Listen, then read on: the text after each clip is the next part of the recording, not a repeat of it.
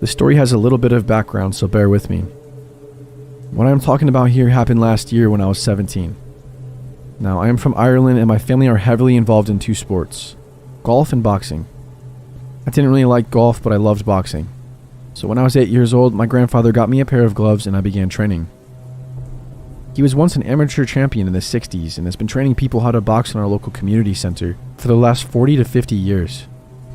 Unfortunately, his cancer had stopped him from continuing this though, but he is in remission and hopes to be back to training soon. He trained me from 8 years old and I absolutely loved it, but outside of the gym and ring, I was still non-confrontational and I preferred not to fight.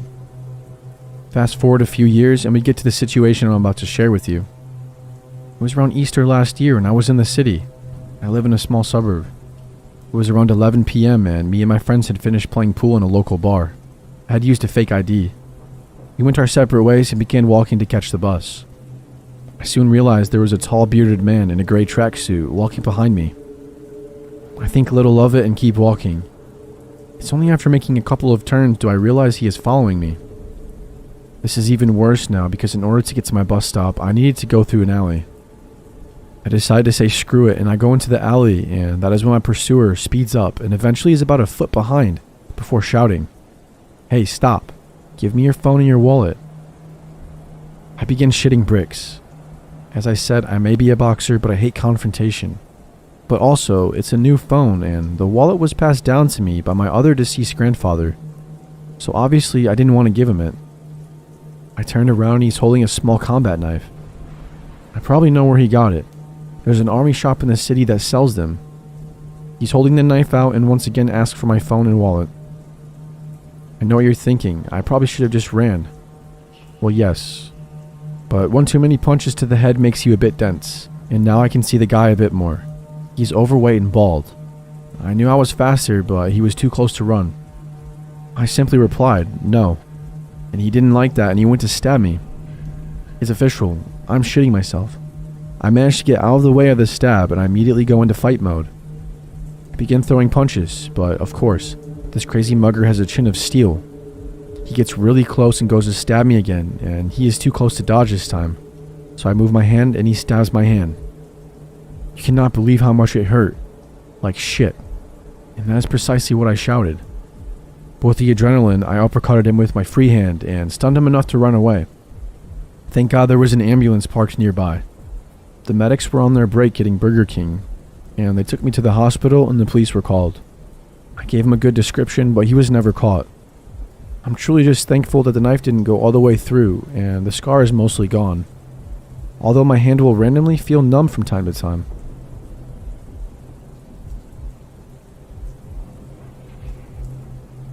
A couple of months ago, I went back to my hometown to visit my family and friends over Easter. I usually stay at my father's house, and I did so this time as well, even though he and his girlfriend were on vacation. The house is very big with a big garden and a fence around it, but the gate is always open, and I don't have the key to lock it. And even if I did, I would have never have thought of locking it, because my dad lives in the most fancy part of town, in a very wealthy country where all the embassies are. I've literally never heard of anything unusual happening in that neighborhood. So I'm alone in this huge house, and I've never felt unsafe in any way.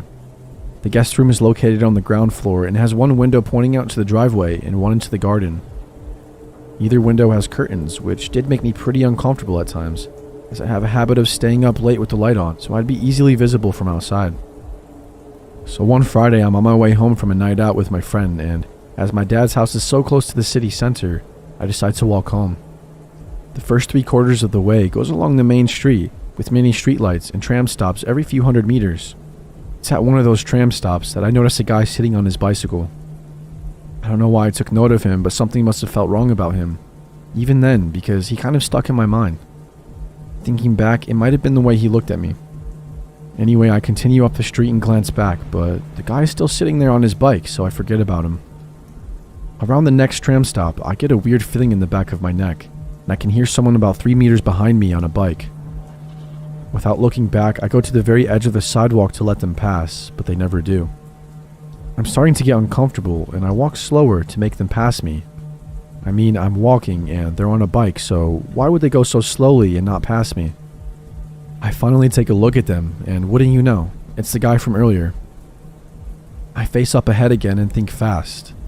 At the next crossing, I would have to go into a lesser lit side street with absolutely no people around. I decided to go to the nearby tram station instead and pretend I'm waiting for the tram, even though it must have been obvious I wasn't, since the guy must have seen me pass 2 tram stations and the line would have gone back the way I just came from. So I stand there and look back at him, and he stops his bike and just stares at me for a couple of seconds, then rides off and disappears behind the waiting booth. I never see him come out at the other end though. After a few minutes, I decided I've waited enough, and I go into the dimly lit side street leading home, all the while looking behind me every 5 seconds. I finally arrive home, and this time I close the gate outside, but like I said, I don't have the key, so I can't lock it. I go into my room a little uneasy, and this time I take off my shirt and bra in the corner, in the one corner that's outside of the view of either window. I want to put on my pajamas, but it's on the bed, so I go there still topless, thinking, well, it's just for a second, and besides, there's no way this guy followed me here.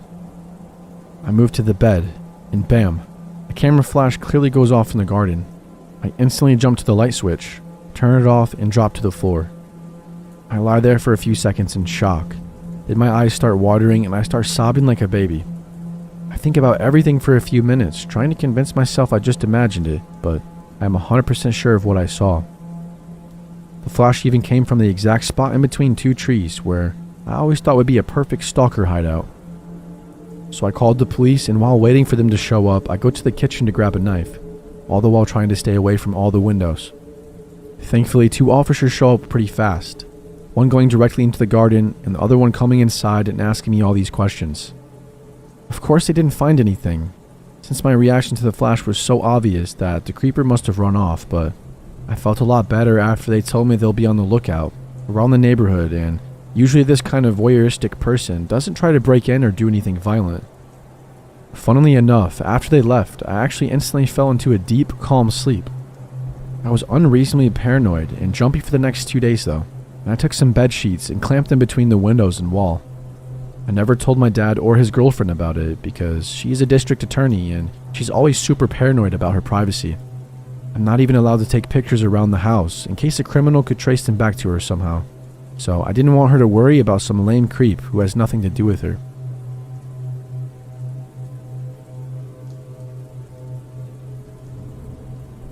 I had just gotten out of a really shitty relationship with a guy I had been living with for 3 years. He was a really pretty boy who looked like Johnny Depp, but he liked to steal all of my money while I was at work and throw crazy parties. I eventually got tired of his stealing and coming home to people asleep all over my house, so I left him. I didn't want anything but my stuff, and I let him keep the house and cars that I bought him. I just wanted my sanity back. I decided to move back in with my granny for a while. It seemed I was always her favorite grandchild, and she spoiled me as she does. I had recently reconnected with my best friend that I had known since kindergarten, Chris. I was hanging out with him on my back porch one morning when the subject of boys gets brought up. Chris is gay and we often talk about boys together. He asked if I was seeing anybody and I tell him that I'm not. It had only been a few months since I left the money leech and I didn't think I was ready to trust anyone yet. Chris said that he knew the perfect man for me though. I said that I don't think there is such a thing, but he still insists and begs me to meet this guy. I reluctantly sigh and I tell my granny that I'm going on an adventure with Chris, and we talk as we drove and he tells me that this guy has been in love with me since we were kids. He told me it was this boy, Quinn, that used to follow me around. I told him that I thought Quinn was a lot younger than us, but he replied saying that it's just because he's short like me. He called Quinn and told me to talk to him. I do, and he seems really sweet, but a little airheaded. We show up at his house and he's really pretty, and he's very sweet. Has a good job, his own car, and owns his own company. We started hanging out a lot and eventually started dating. He buys me presents like nice jewelry and Prada glasses. He told me his girl only deserved the best. I told him I couldn't accept all these gifts, but he would just dump them in my car or my purse when I wasn't looking, so I just learned to take them. He wanted to always call me and talk for hours and wanted to call when I got home from his house. I thought it was just because he was sweet and only wanted to make sure I got home safely. But the reality set in rather quickly. He introduced me to his entire family within only a couple of days of us dating. I usually don't introduce guys to my family until we're serious, but whatever. Upon meeting his mother, I learned that it's her house and he lives there with her. I also learned that he has no job other than doing odd jobs for his dad. I was speechless. He even lied about being my age. I was 24 at the time and he had just turned 18, like the day or so before we started dating. I was so upset that I didn't know how to feel. He begs me to not leave him and to take him to my play rehearsal the next day. He showed up in my driveway just as I was leaving for the theater. Chris drove him there and tells me we need to sort our shit out.